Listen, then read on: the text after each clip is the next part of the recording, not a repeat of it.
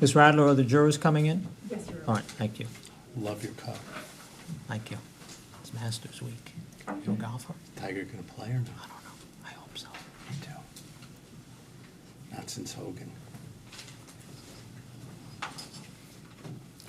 I don't think he'd win, but I think if he's in contention, it would just be It would be unbelievable. unbelievable, right? It would be as big as his win 2 years ago, Yeah. or 3 or whatever.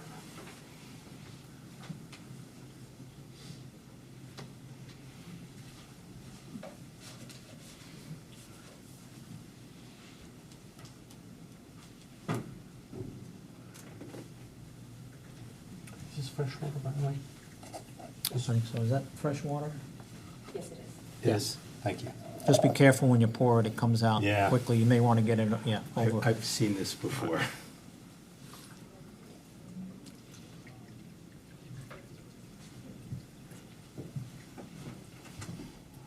I tell you, it's a very strange experience being here. I can imagine.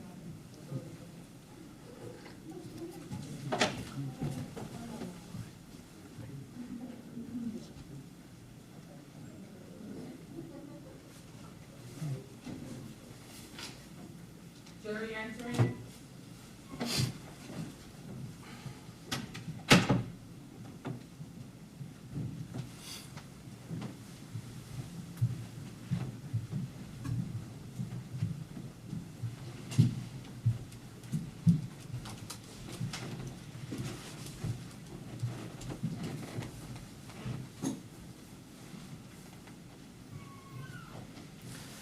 All right, be seated, ladies and gentlemen. Sorry for the delay. I did conduct that 104 hearing with regard to the evidence, and the court did determine that the evidence was not admissible.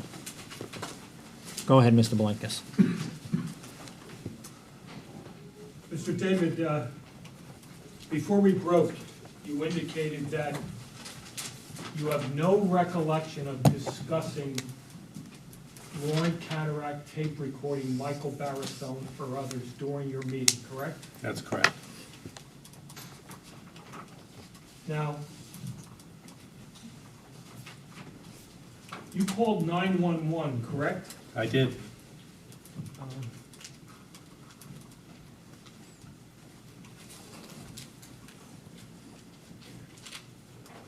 You gave a statement to the Morris County Prosecutor's Office on September 16th, 2019. Do you recall that?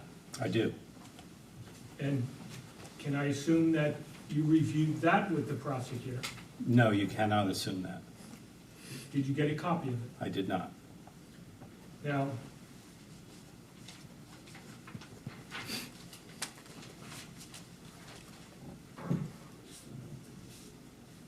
after you heard whatever you heard on the telephone, did you make notes of that conversation? Well, after the fact, I was in a car when it happened. So I did not take notes, and I didn't get back to my office till later that day.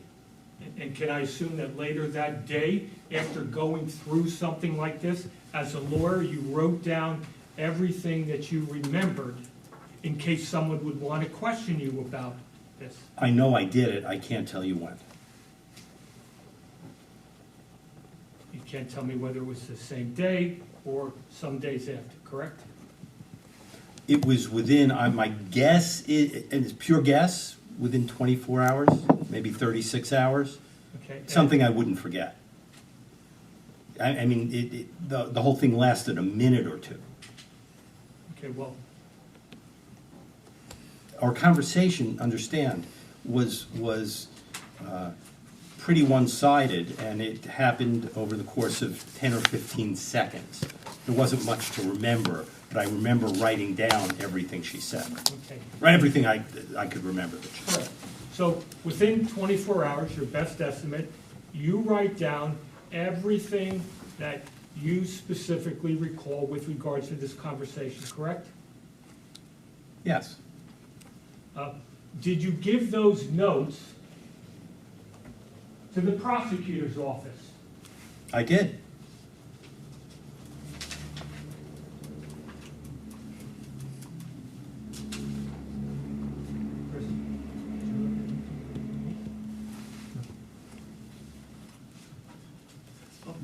Do you recall telling the prosecutor's office in your official statement that you destroyed the original notes? No, but I likely did. Oh, well, I'm certain I did. Okay, didn't you just say you gave those original notes to the Morris County Prosecutor's Office? No, you just said that, and I agreed. If you allow me to rephrase it, I gave them a copy of the notes. The originals, understand, my office is a green office. I don't keep hard copies of anything. As soon as I have a document, even one that I've prepared, I scan it into the computer and destroy it. I don't have the capacity to keep 40 years of records in an office. So I do not keep an original of anything. So that is, for all intents and purposes, as the courts of this state have recognized, appropriate. I'm going to show you D 1200D. Okay?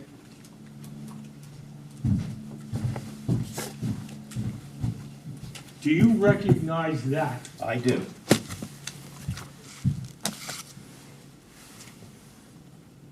Are these notes that you drafted regarding this incident? They are. Are these the notes you just testified you put down approximately 24 hours or so after the incident? Yes. But I signed it apparently much later. When did you sign it? Apparently much later. When did you sign it? It is dated September 16th, 2019. Does that refresh your recollection that you signed it on that day in September? I just said I did. But there's a reason for that.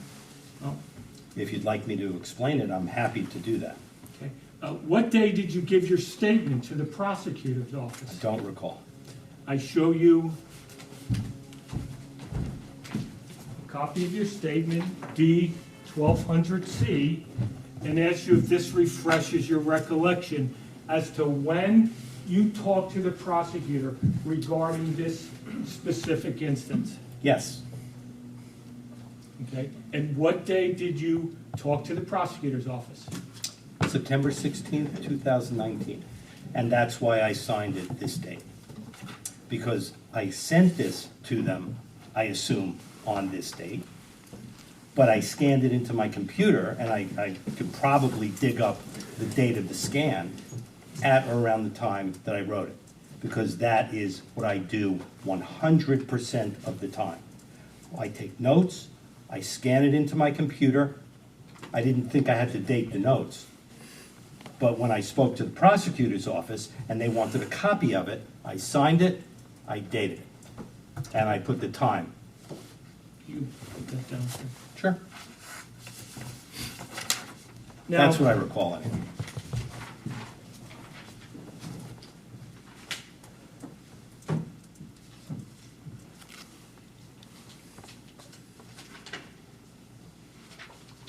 Now, prior to this incident, you had a number of conversations with Michael Barisone's lawyer, Stephen Tarshis, correct? Prior to when? Prior to the shooting. Yes. And was it your impression that he and you were in the process of working out Lauren Kanarek leaving the property? We were working out a settlement of the dispute. One of the issues that we needed to resolve was if and when Lauren would leave the property. Now, you also mentioned something about Facebook posts. Prior to that meeting, had you received some of Lauren Kanarek's Facebook posts? Judge, I'm going to again object that this is beyond the scope of the direct examination. It is somewhat beyond the scope, Mr. Belenkas. All right. Now, on the day of the incident, did you call Rob Goodwin or did he call you? I believe I called him.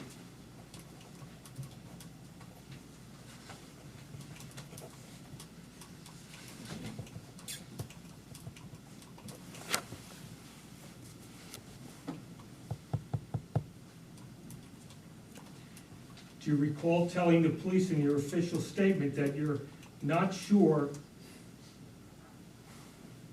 whether you reached out to Lauren or whether Rob called you? I don't specifically recall that, but understand, I was in somewhat of an extremis. I had just been on the telephone when I heard gunshots and my client telling me she's been shot in the chest. I wasn't exactly focusing on who called whom at that very moment. Well, you were very definitive in court today with regards to who called who, correct? Correct. And would you agree with me on page 7 of the transcript?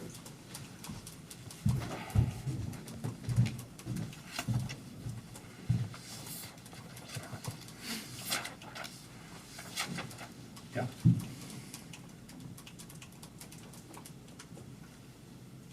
Yeah, I either reached out to Lauren or Rob called me. Yeah, okay. Okay, well, that's different than your definitive answer that you gave on direct, Well, I correct? would assume you have the copies of the telephone records that would determine who called whom, right? I mean, how hard is that to get? Not hard at all, but I'm Okay. asking All right, you. hold on a second. Getting a little argumentative here. Just answer the questions. If there's any follow-up, Mr. Shellhorn can ask you questions. I have thought about it, and of course, I called Rob. So if I said at this moment, when I was in extremis, that I didn't recall whether I called him or he called her, that wasn't the first thing on my mind. The first thing on my mind was reporting that my client's been shot by your client. So that's what really was important to me at that moment, not who called whom. Okay. Do you remember telling the prosecutor that, I think I reached out to him, but I couldn't swear, correct? I don't recall that. If it's in the transcript, I assume I said it. Again, in extremis. Right, now, irrespective of who called who, you're talking to Rob Goodwin, correct? Correct. And what did you say to Rob Goodwin? Rob, can I speak to Lauren? And Lauren's the one who's in control of everything, correct? Based on your I don't know what dealings that with her. means. Lauren was my client. So I was calling to speak to Lauren. Did you say to the prosecutor's office words to the effect that if you get to know Rob, you'll know that Lauren was the one who actually was really handling this? Did Yeah. you make a statement like that? I certainly could have. Lauren was going to make the decision. She was my client.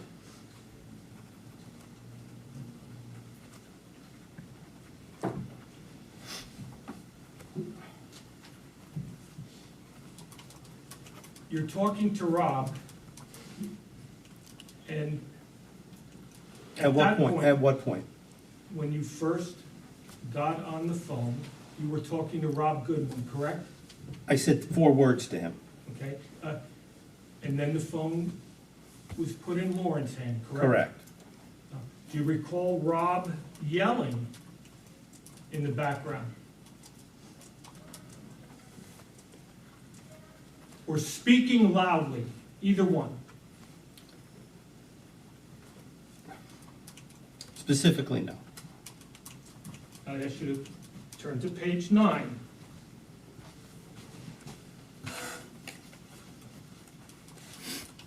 The 6th ed from the top.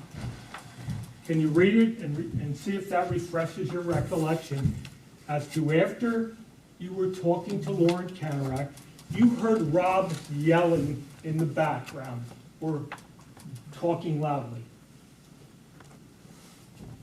Yeah, I see that. And then, could you go down 1, 2, 3 more eds? And then did you say, or What- do you recall, strike that? Yeah, Did are you refreshing do his you- recollection? right. Do you recall hearing a gunshot at that point? I recall hearing a gunshot after Lauren or Michael, it could have been Michael, said, "There's Barisone." Who's Michael? Robert, I'm sorry. saying, there's Barison. Because I was calling to speak to Lauren to tell her we had made headway in the resolution. It was supposed to be a good phone call. And the next thing I knew, oh my God, I've been shot in the heart, something like that. Okay, but again, before the shooting, isn't it a fact that in your original statement, you told the prosecutor that you heard Rob in the background yelling or speaking loudly before the shot? Okay, yeah, I mean, that's what it says, so I assume I said it. And at some point in time, then you say, or strike that. Is it at that point that you heard what you now know is a gunshot?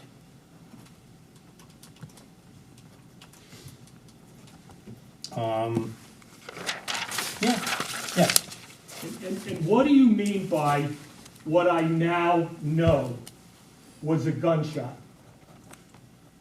Well, when I heard it, as I'm sure anybody can imagine, I am not familiar with gunshots at all. I heard what I thought was a gunshot, and Lauren saying, oh my God, I've been shot in the heart, but you kind of don't believe it. How could that possibly be? I've since learned, of course, a few hours later, that it was a gunshot.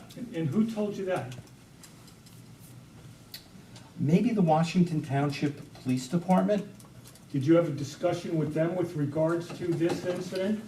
I was trying to get somebody on the phone. It actually may have been, and no recollection of who told me, but I reached out to John and Kirby Kanarek, Lauren's parents.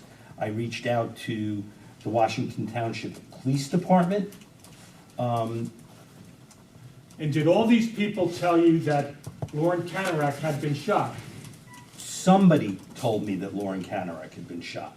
Okay. I don't know if all of them told me. I know I spoke to all of them at some point within that gestalt, but I couldn't tell you definitively who told me that Lauren actually had been shot. Do you recall telling the prosecutor's office that when you heard whatever you heard, you didn't think gunshot?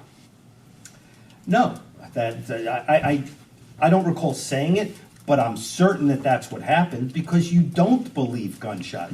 I'm driving up 280 trying to speak to my client. That's all. So imagine how outer worldly it would be to hear what you think are gunshots, but you just don't believe it. And I just didn't, you don't want to believe it, but I believed it enough to call 911 right away. So something inside me must have said to yourself, this could be real.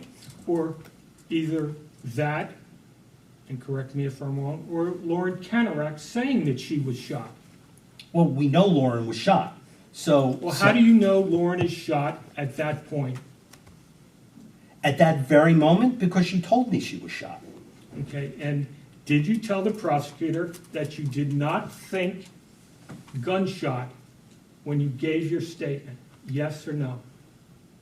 I can't answer that question, yes or no. Can you refer to page 9 of the transcript, the second ed from the bottom, and tell me whether that refreshes your recollection with regards to whether you told the Morris County Prosecutor's Office that after you heard Rob Goodwin yelling, you hear something, but you don't think gunshot.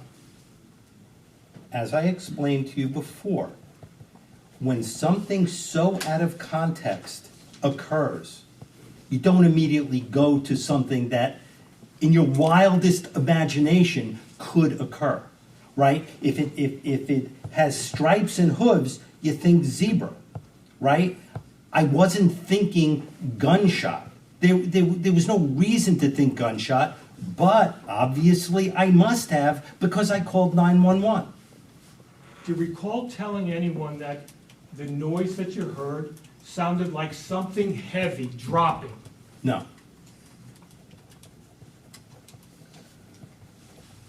I don't think I ever told anybody that. At that point, after you hear whatever you hear, did you say the phone dropped at that point? Yes. And was that immediately after you hearing whatever you heard? No. When was that? Maybe 10 seconds later. 10 After she seconds? said, I've been shot in the heart, words to that effect, then I'm saying, Lauren, what's going on? What's that? Hello, hello. I heard what I thought was the phone dropping. Okay, and that's approximately 10 seconds after you hear what you hear, correct?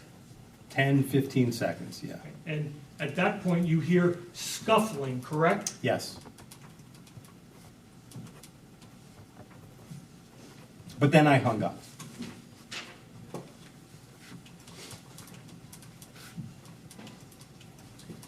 At some point in time, after you believed you heard the phone drop, did you hear someone pick up the phone? I don't recall. When you look at page 10, the last ad on the bottom, Page 10. Yeah.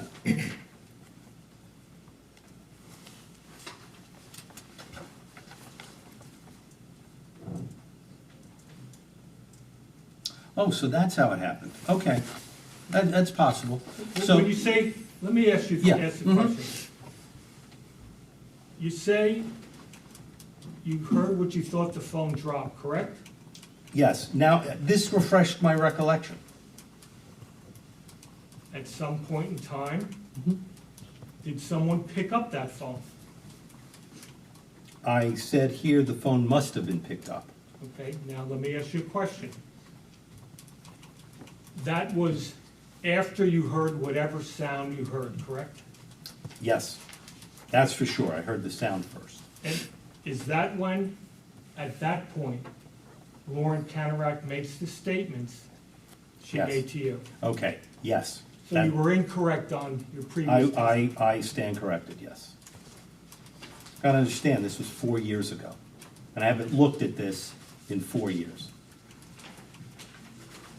And after Lauren Kanarek makes the statements, strike that, did she say, "I'm losing consciousness"? She might have. Can you look on page 11?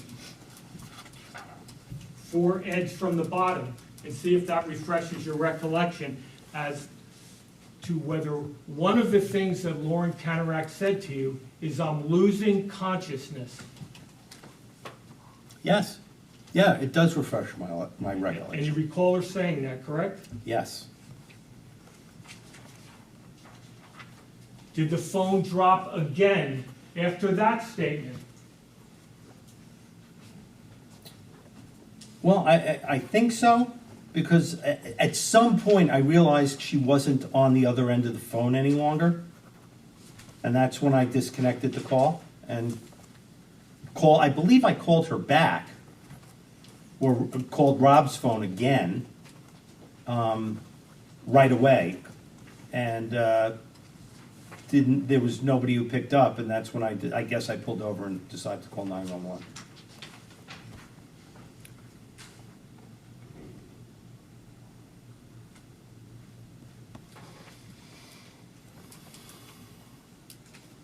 Now, based on your meeting or contact with Lauren Kanarek, did you get the impression that she wasn't afraid of Michael Barison? No, I got the impression she was very afraid of Michael Barison. Can you please turn to page 15? The 5th ed from the top. And see if that refreshes your recollection as to whether or not you got the impression that Lauren Kanarek was not afraid of Michael Barison. I'm on page 15. Please just direct me to where you want me to go. 1, 2, 3, 4, 5 eds from the top.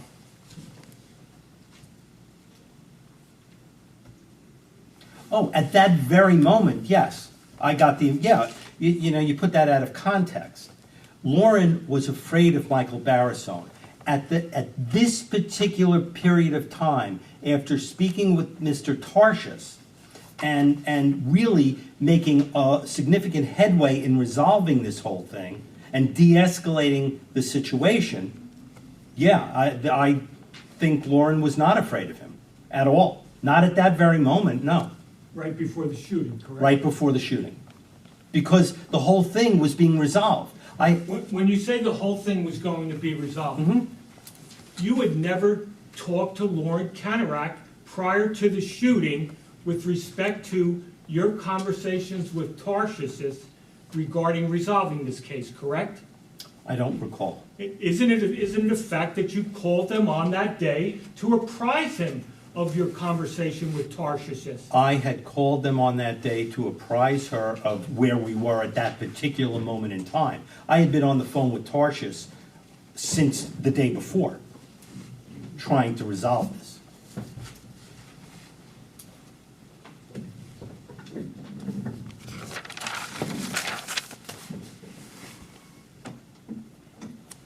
Now, prior to this day, did you get the impression that the issues between Barisone and Kanarek had been going on for weeks, if not longer? Did I have that impression? Yes.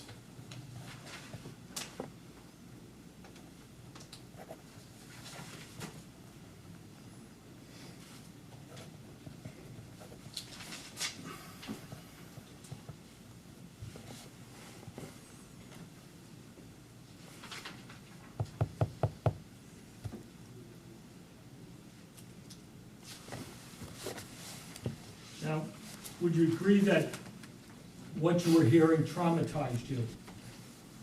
Yes. And would you agree that that could have an impact on your recollection of events, correct? No. Incorrect. The fact that I heard gunshots is immutable. I heard gunshots. The fact that Lauren said, "I've been shot in the chest," is immutable. I heard that, and it happened. No amount of trauma is going to change that. There are things that, which you reminded me of, there were other things that happened that I now recollect, but I will never, ever forget that moment in time.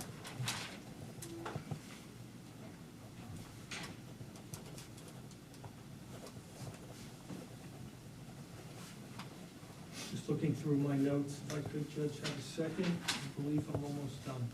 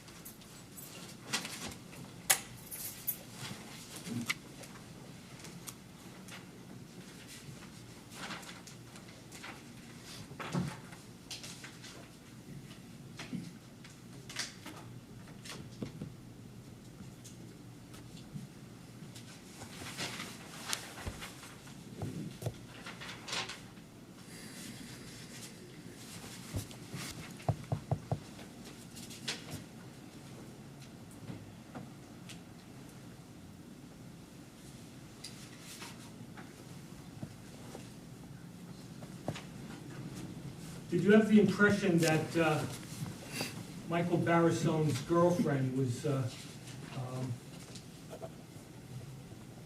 creating issues with Kanarek and Barisone? I was informed that that was the case prior to the shooting.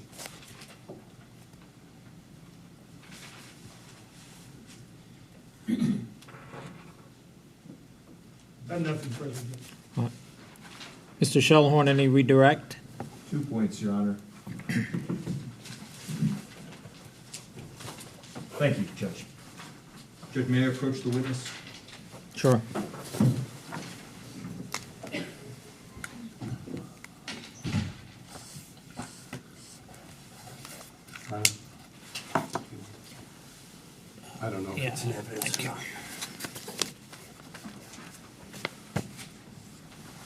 I have no objection to him showing that objection.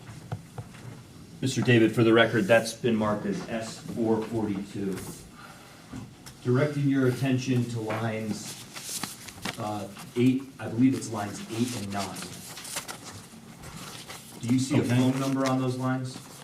Yes, And I'm not gonna ask you to put your phone number on the record. I would not do that. But is that your phone number? Yes, it is. And does that My cell phone. indicate your cell phone? Yeah. Does that indicate whether or not, and without telling us whether or not there was an incoming call or an outgoing call related to that number? I'm sorry, without telling you whether it was an incoming or outgoing? Just to look at it to refresh your memory. Yes, it refreshes my memory. Does that refresh your memory, or does that confirm to you whether or not you made the call to Mr. Goodwin or you received the call? 100%, I made that call. I made 2 calls, actually 3 calls, which makes perfect sense. And can you explain to the jury, and I'll just take this back, what your recollection is about the 3 calls that you made? The first call, which appears to be 4 minutes, was my call to Rob to tell Lauren what's going on in the case and my discussions with Tarshis and when she got shot and whatever. The second call was after I disconnected the first call to see if she was okay, and my recollection is she didn't, or Rob didn't pick up. And then I did it again because, you know, you just keep on calling until you're sure somebody picks up or you're sure somebody's not going to pick up. And I guess after that call, after the third call, is when I called 911. Now, you were asked a question about the handwritten notes that I think were marked as D1200D, when you had actually written those notes to yourself or written down what you recalled. Yes. And I think your answer on cross-examination was that you thought it might have been sometime in that first 24 hours, or no more than 24 hours. Yes. I'm going to direct your attention, and I don't know if you still have it in front of you. I Is the have nothing. transcript? Yeah, I have nothing in front of me. The 1200 transcript C? Yes, Judge, 1200 C. Okay, thank So you, I'm Your going to Honor. direct your attention, if you would, to page 21. Yep. Specifically on page 21, if you look approximately halfway down the page or so, Yes. where I believe that the detective asked, you were kind enough to give us a copy of your report, Yes. of your notes, rather. Yes. Does that refresh your memory, reading that, about approximately when you wrote the notes down respective to the incident occurring? Yes, and it jives with what I've been saying. I got back to my office, I wrote down the notes. It's my practice, I do it 100% of the time, not 99%, 100% of the time. I write down contemporaneous notes, scan them, and I believe throw out the original. This one I may have kept, I may not have. I don't have it. I don't know if I gave it to somebody from the prosecutor's office. I don't know. And approximately how far after the incident occurring did you write those notes down to yourself? Within an hour. I mean, right away. I signed it, I believe, when we met. When I met with the investigator. Judge, no further questions. All right. You may step down. Thank you, sir. Thank you, Your Honor. Should I leave this here? Yes, please. Thank you, sir. Mr. Shellhorn? Your Honor, subject to moving evidence, the state rests. All right, very good. All right, ladies and gentlemen, the state has rested their case subject to moving in some evidence, which we're going to address right now during at least part of the lunch and recess, and then we'll begin the defense case in the afternoon. So enjoy your lunch. We're a little bit early, but you can take until 1:30 or so, and we'll hopefully have all the legal issues resolved, and we'll begin the defense case then. All right, thank you. Please don't discuss the case during your lunch and recess.